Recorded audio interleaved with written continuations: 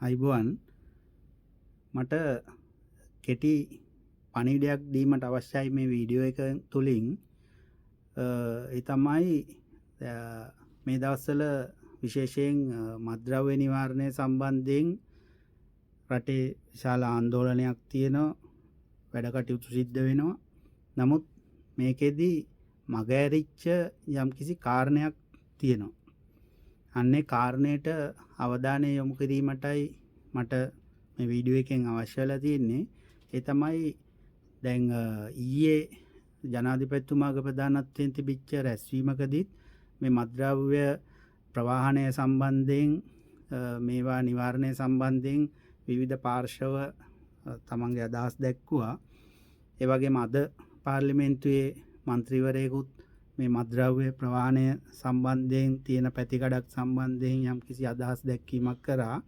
නමුත් මේ අවස්ථා දෙකේදීම නොකියවිච්ච යම්කිසි කාරණයක් තියෙනවා. ඒ තමයි ප්‍රධාන වශයෙන් අපි දන්නවා මේ මත්ද්‍රව්‍ය මෙරටට ගෙන්නන්නේ දීවර බහුදින දීවර යාත්‍රා මගින්. එතකොට මේ බහුදින දීවර යාත්‍රා ඇයි මේකට යොමු වෙන්නේ කියන කාරණය කවුරුවත් අවධානයට යොමු කරපු බවක් මට පේන්නේ නැහැ. අන්න ඒ නිසා යම්කිසි මේ වීඩියෝ එක තුලින් මම අපේක්ෂා කරන්නේ අන්නේ අවධානයට යොමු කරන්න. ඒ කාරණේ තමයි ඔබ දන්නවා විශාල වශයෙන් දීවර බහුදින දීවර යාත්‍රා මේ මත්ද්‍රව්‍ය ප්‍රවාහනයට යොදාගන්නේ ඔවුන්ට තියෙන ආර්ථික ප්‍රශ්නයක් උඩ. එතකොට මේ ආර්ථික ප්‍රශ්නය තමයි මීට කලින් දීවර යාත්‍රාවක් සාමාන්‍යයෙන් දින 20ක් 25ක් මාසයක් උපරිම මුහුදේ ගත කරලා මත්ස්‍යස්වැන්න අරන් ආවම මේ දීවරයන්ට සැලකිය යුතු ආදායමක් ලැබෙන තත්ත්වයක් තිබුණා. නමුත් දැන් විශේෂයෙන්ම මේ ආර්ථික ප්‍රශ්නය ඇති වෙච්ච සමයේ ඉඳලම මේ දීවර යාත්‍රාවලට Tamanට රැකියාව කරන්න යාමේදී විශාල පිරිවැයක් දරන්න වෙලා තියෙනවා.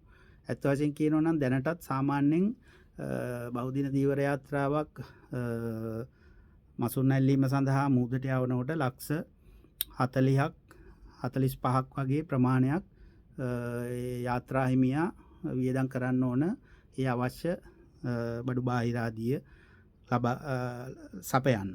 විශේෂයෙන් ඉන්ධන වලට විශාල මුදලක් යනවා. ඒ වගේම අයිස් වලට යනවා. ආහාර පාන මාසෙකට සරිලන විදියට ගෙනියනවා. ගෑස් ඒ වගේම විවිධ අවශ්‍යතා මුහුදේදී අවශ්‍ය වෙන සියලුම දුරු 3-5 හාල් ඉඳලම අරන් යනවා. මෙන්න මේවට තමයි විශාල මුදලක් යන්නේ. එතකොට මේකේ වැඩිම පංගුව තමයි ඉන්ධන වලට යන එක. එතකොට මේ ඉන්ධන මිල හින්දා මේ දීවරයන් දැන් විශාල වශයෙන් ඈත දූපත්වලට ජාත්‍යන්තර මුහුදේ යන බහුදින දීවර යාත්‍රා ප්‍රමාණය අඩු වෙලා තියෙනවා.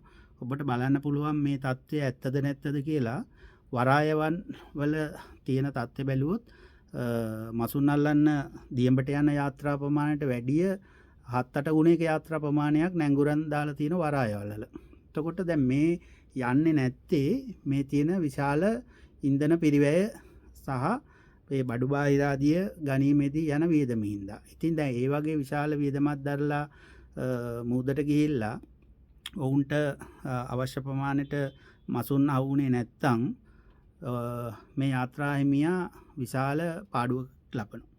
එතකොට මේ වගේ සමහර යාත්‍රා හිමියෝ එකපාරක් නෙවෙයි එක දිගට වාර ගණනාවක් මේ පාඩුවට ලක් වෙලා විශාල අලාභ ලබන තත්ත්වයක් අද තියෙනවා.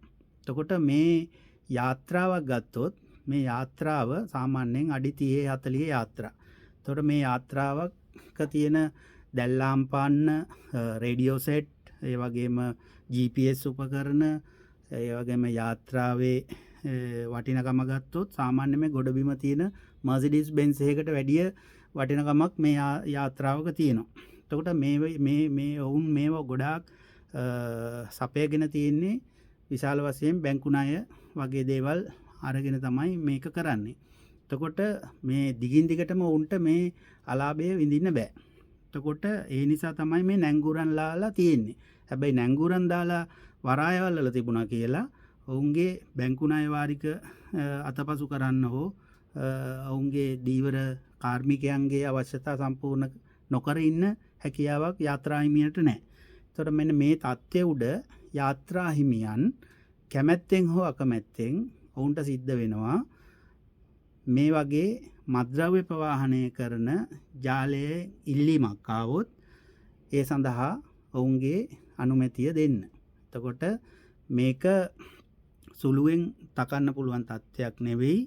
අපි විශේෂයෙන් අපි විමර්ශනවලදී අපි දැකපු දෙයක් තමයි නිරීක්ෂණය කරද්දී මේ යාත්‍රා හිමියෝ ආර්ථික වශයෙන් වැටිලා ඉන්න යාත්‍රා හිමියන් මේ මත්ද්‍රව්‍ය ජාවාන්කරුවන් ඔවුන්ගේ ග්‍රහණයට අරගන්නවා. මොකද ලක්ෂ 30ක් 40ක් ඔවුන්ගේ අතට හම්බෙනවා. ඒ වගේම මේ සාමාන්‍යයෙන් යන දීවර කාර්මිකයෙකුට ලක්ෂ 3ක 4ක ප්‍රමාණයක් ඔවුන්ගේ අතට හම්බෙනවා. එතකොට මෙන්න මේ නිසා තමයි මේ යාත්‍රා හිමියන් මත්ද්‍රව්‍ය ප්‍රවාහනයට තමන්ගේ යාත්‍රා දෙන්නේ. කවුරු හරි කියනවා නම් මත්ද්‍රව්‍ය ප්‍රවාහනයට යාත්‍රා හිමියා දන්නේ නැතුව දීවර කාර්මිකයන් කරනවා මේ තමයි මේ වැඩේ කරන්නේ කියලා ඒක වැරදි.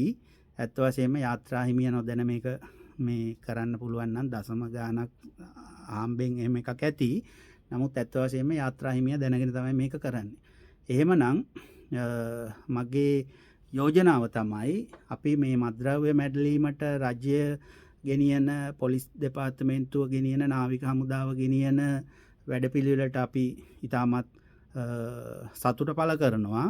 නමුත් ඒ සතුට පළ කරද්දී තව කියන්න ඕන ප්‍රධානම දේ තමයි මේ ජාලය අපිට අවශ්‍ය නම් ඔවුන්ට අවශ්‍ය නම් මේක ඇත්ත වශයෙන්ම නතර කිරීමට ඔය නීතිමය ක්‍රියාමාර්ග අත්අඩංගුවට ගැනීම වලින් පමණක් මේක නතර කරන්න බෑ. ඒක නිසා මේ දීවර කාර්මිකයන්ගේ තියෙන ආර්ථිකමය ප්‍රශ්නයටත් මේක ඇතුළේ පිළිතුරක් හොයන්න ඕන අපි. ඒක හොයන්න නැති තාක්කල් මේකේ කැමැත්තෙන් හෝ අකමැත්තෙන් මේ දීවර බෝට්ටු හිමියන් මේ නීති විරෝධී ජාවාරමේ කොටස්කරුවෙක් බවට පත් වෙනවා. යම් කිසි කෙනෙකුට අවශ්‍ය නම් මේ සඳහා විකල්ප යෝජනා මොනවද කියලා දැනගන්න අපි ඉදිරි වීඩියෝ එකකින් බලාපොරොත්තු වෙනවා. අපි ඒ වගේ විකල්ප යෝජනාවලියකුත් ඉදිරිපත් කරන්න මේ ව්‍යසනය නතර කිරීම සම්බන්ධයෙන්. ඔබට බොහොම ස්තුතියි.